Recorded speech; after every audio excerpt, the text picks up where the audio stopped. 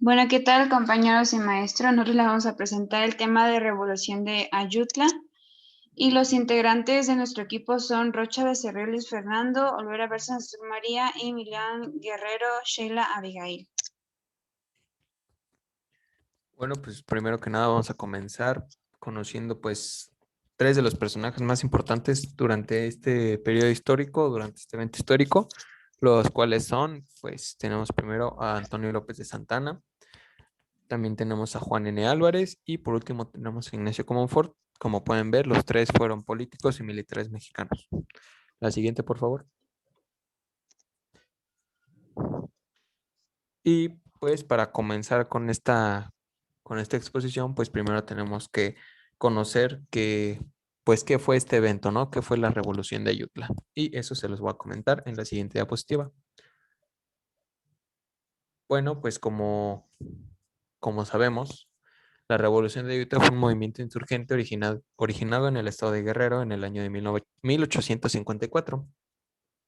Y pues la razón de este levantamiento fue que los surianos, o sea, las personas que viven en el sur del país, pues están muy inconformes con la dictadura del ese entonces presidente, bueno, que era más que nada un dictador, Santa Anna. Y pues este evento, o sea, hace la revolución, comprende desde el conflicto armado hasta las presidencias de Juan Álvarez e Ignacio Comonfort. Bajo la presidencia de este último presidente, o sea, C. Comonfort, fue promulgada la Constitución de 1857 y el periodo concluye pues con la renuncia de Comonfort a la presidencia y el inicio de la Guerra de Reforma. Pues tiempo después, las inconformidades con la dictadura de Santa Anna pues siguen creciendo y esto debido a pues, la venta del territorio de la Mesilla y a que los liberales encabezados por Juan Álvarez, Tomás Moreno y Florencio Villarreal dieron a conocer el plan de Ayutla. Y pues como ya sabemos, este plan desconoce a Santa Anna como presidente y pues exigían pues acciones, ¿no? Para sacarlo ya del país. Y también se crea un Congreso Constituyente y se aprueba la Constitución posteriormente, la de 1857, como ya les había comentado. Siguiente, por favor. Descontento por la dictadura. En la dictadura de Santa Anna durante la separación de Texas se nombró dictador de México. Santa Anna sacó beneficio del descontento que había en diferentes sectores del país con la administración de Anastasio Bustamante para levantarse a principios de 1832 en contra de este y exigir su destitución. Pasaron meses y autoridades de varios estados del país lo secundaron y obligaron al gobierno nacional a firmar en diciembre los convenios de Zabaleta, y por los cuales Santa Anna llegaría en marzo del siguiente año a la presidencia de México. La dictadura era corrupta, no había claridad en el manejo de los fondos, no existían las garantías individuales y la oposición era tratada con fianza. Continuamos, compañera.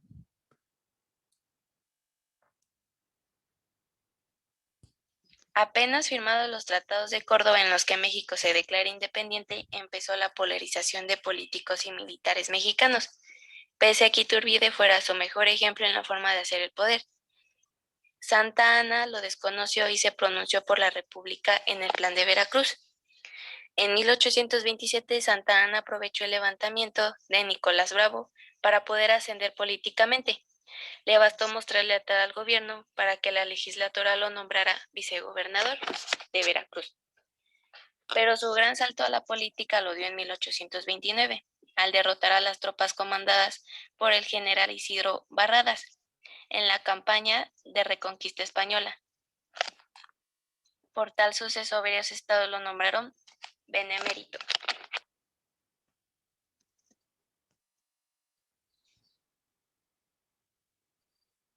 Pero atentando contra el principio de libertad, Santa Anna se proclamó dictador. Como presidente suprimió los derechos y las libertades individuales, entre ellas la libertad de imprenta. Censuró a la prensa a través del bando punitivo contra quienes murmurasen del gobierno. También vendió a los Estados Unidos, que fue el territorio La Mesilla. Cobró impuestos, suprimió los ayuntamientos y rentas generales de los estados y territorios que quedaran. y la administración del gobierno central.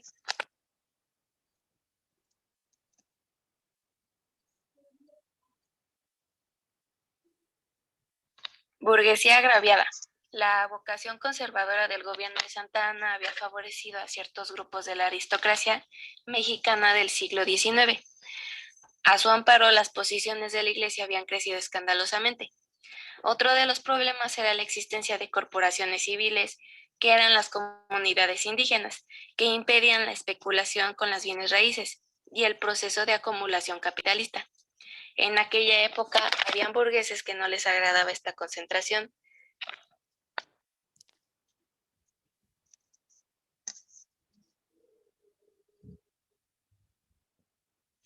La Iglesia también era una institución con gran poder político. Durante el tiempo de Santa Anna, las decisiones se tomaban sin tener en cuenta la opinión de la jerarquía eclesiástica. Además, también quedaban otros resabios de la organización colonial, como las aduanas internas, que impedían la modernización del país y virtualmente lo tenían fragmentado en pequeños feudos, dominados por caciques locales.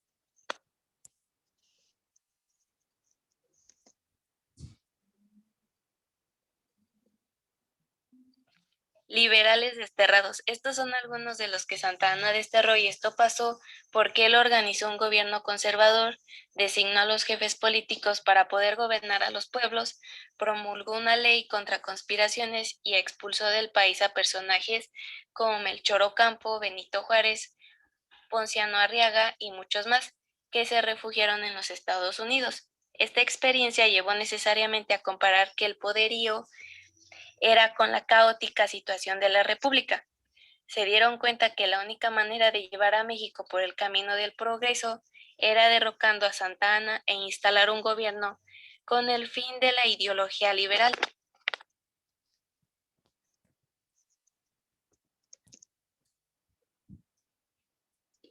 Bueno, ahora para el 1 de marzo de 1854, la población de Ayutla Guerrero, mediante un escrito firmado por el coronel Florencio Villarreal, se da a conocer el llamado Plan de Ayutla. Esto lo que hacía era que desconocía la dictadura de Santa Anna, estableció un gobierno provisional y pedía la convocatoria de un Congreso Constituyente. Se designa a Juan Álvarez como presidente interino, pero este decide renunciar a los cuantos meses por problemas de salud, y es cuando Comonfort ocupa su lugar para el año de 1855. Los gobiernos provisionales expidieron 3 leyes de gran trascendencia: la Ley Juárez, la Ley Lerdo y la Ley Iglesias. La Ley Juárez suprimió al fuero eclesiástico y militar en materia civil y declaró renunciable el primero para los delitos comunes. La Ley Lerdo prohibió la adjudicación de los inmuebles pertenecientes a las corporaciones civiles y eclesiásticas a sus arrendatarios o al mejor postor, a excepción los edificios destinados inmediata o directamente al objeto de la institución. El valor de adjudicación sería el correspondiente a la renta que en estos momentos se pagaba, y su propósito era poner en circulación la riqueza mobilizaria a fin de sentar las bases de una economía de mercado para favorecer la inversión, alentando la propiedad, sobre todo agrícola, y beneficiar al fisco con impuestos derivados de las transacciones inmobiliarias. La Iglesia recibiría el pago a un justo valor. Y finalmente fue la Ley Iglesias que fijó las tarifas por los servicios eclesiásticos y trató de evitar los abusos sobre el clero para las personas con escasos recursos, provocando levantamientos alentados por el clero que, aunque numerosos, se dieron de forma aislada. La revolución se extendió con rapidez tal que obligó al dictador Santa Anna a rendirse a lo que era un sentir nacional. Y para el 9 de agosto de 1855, Santa Anna sale de la Ciudad de México y días después, en el Perote, Veracruz, redactó su renuncia a la presidencia. Esta vez salió del país para no volver. En mayo de 1856, el gobierno, a través de Ignacio Comonfort, entonces presidente sustituto de la República Mexicana, decretó, en base a las facultades que le concedía el Plan de Ayutla, el llamado Estatuto Orgánico Provisional de la República Mexicana, tratándose de un documento que trajo contentillo y descontento, y no tuvo vigencia en todo el territorio del país, sino que se aplicó solo en algunas zonas determinadas. No hacía señalamiento en cuanto a la forma de gobierno, limitándose a establecer solo las responsabilidades del presidente de la República. De manera ambigua, dejó las facultades no atribuidas expresamente a los territorios como reservadas al presidente, generando imprecisión y centralismo disfrazado. También establecía que habría gobernadores en cada estado o distrito y que estos serían nombrados por el presidente de la República. La postura posterior de Comonfort, que se unió al movimiento en contra de la Constitución, explica la ambigüedad del estatuto. Finalmente, ¿cómo es que empieza la guerra? Habida cuenta de los amagos levantiscos en el departamento de Guerrero, encabezados por Comonfort y Álvarez, Santa Anna intentó reprimir rápidamente la insurrección de los Pintos, que era como eran llamados peyorativamente los guerrerenses, a causa del mal de Pinto endémico de la región. Por ello decretó la pena de muerte para quienes poseyeran un ejemplar del plan de Ayutla y no lo quisieran entregar a las tropas del gobierno. De igual manera impuso la leva, que era el enlistamiento forzado en el ejército, y aumentó el presupuesto del gobierno central de 6 a 17 millones de pesos para recaudar los fondos, y elevó nuevamente los impuestos y reinstaló las alcabalas, que eran las aduanas interiores. Los conservadores antiguos aliados del dictador aprovecharon el desconcierto en la capital, fingieron adherencia al plan de Ayutla y nombraron una junta de representantes, tal como señala el plan, que nombró a Martín Carrera como presidente interino. Solo duró en el cargo 28 días, pues fue abandonado por las tropas conservadoras ante el avance de la columna liberal.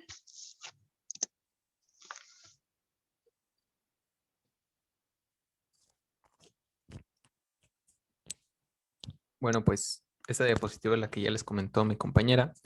Y vamos a continuar, como ya les había comentado al principio de la presentación, este periodo o este evento culmina con las dos presidencias de estos dos señores, de Álvarez y de Comonfort. Y pues ahorita les voy a comentar, pues, en un breve resumen, la presidencia de Álvarez.